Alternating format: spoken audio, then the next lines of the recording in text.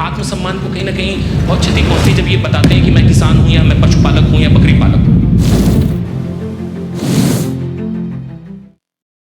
ये द्रौपदी स्वयंवर वाला गाना सबने सुना होगा, पर क्या आपने बकरी स्वयंवर के बारे में सुना है?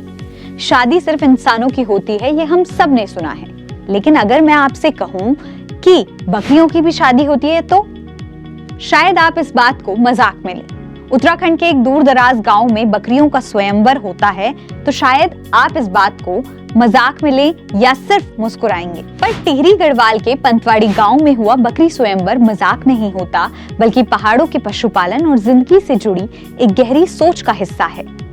उत्तराखंड के टिहरी गढ़वाल के डिस्ट्रिक्ट के रिमोट विलेज पंतवाड़ी में बकरी स्वयंवर नाम का एक अनोखा इवेंट ऑर्गेनाइज किया जाता है, जिसका कॉन्सेप्ट सुनने में ही भले अलग लगे, लेकिन इसका मकसद काफी सीरियस और सामाजिक होता है। इस इवेंट को बकरी छाप ऑर्गेनाइजेशन ने शुरू किया, जहां बकरियों की शादी के जरिए लोगों को नेचुरल मेट सिलेक्शन और साइंटिफिक गोट रियरिंग के बारे में समझाया गया है। ये इवेंट सिर्फ बकरियों के मिलान तक सीमित नहीं था, इसके पीछे एक बड़ा सिंबॉलिक मीनिंग छुपा हुआ होता है। पहाड़ी इलाकों में बकरी और भेड़ पालन लोगों की लाइवलीहुड का एक इम्पोर्टेंट हिस्सा माना जाता है, लेकिन सालों से गलत ब्रीडिंग प्रैक्टिसेस और इनब्रीडिंग की वजह से लोकल गोट्स की क्वालिटी पर बुरा असर पड़ रहा है। बकरी स्वयंवर का आइडिया इसी प्रॉब्लम को फन और एंगेजिंग तरीके से एड्रेस करता है। बकरी स्वयंवर का पहला सीजन 2017 में हुआ था, जहां दीपिका, प्रियंका और कटरीना नाम की बकरियां इवेंट की स्टार्स बनी थी। लोगों ने इस यूनिक कॉन्सेप्ट को काफी पसंद किया और ये इवेंट एक डिस्कशन का टॉपिक बन गया। इसके बाद 2018 में इसका दूसरा सीजन ऑर्गेनाइज किया गया, जिसमें श्रद्धा, आलिया और कंगना नाम की बकरियां इस स्वयंवर का हिस्सा बनी। नाम भले ही फिल्मी लगे, लेकिन मैसेज बिल्कुल ग्राउंड रियलिटी से जुड़ा हुआ है। दूसरे सीजन में इवेंट में और भी बड़ा हो गया। यहाँ लगभग 500 लोकल बकरियां और भेड़ों की एग्जीबिशन लगाई गई थी, जहां लोग अपने पशुओं की क्वालिटी कंपेयर कर सकते थे।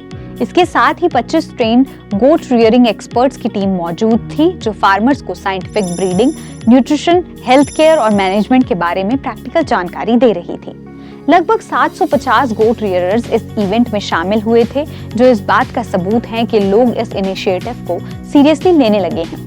बकरी छाप का फोकस सिर्फ मीट प्रोडक्शन तक सीमित नहीं था, बल्कि ये ऑर्गेनाइजेशन लोगों को समझा रही थी कि बकरियों को सिर्फ मीट के लिए नहीं पालना चाहिए, एक वन टाइम रियरिंग मॉडल है। अगर बकरियों को मिल्क प्रोडक्शन के लिए साइंटिफिकली रियर किया जाए तो ये ज्यादा सस्टेनेबल और प्रॉफिटेबल बिजनेस बन सकता है।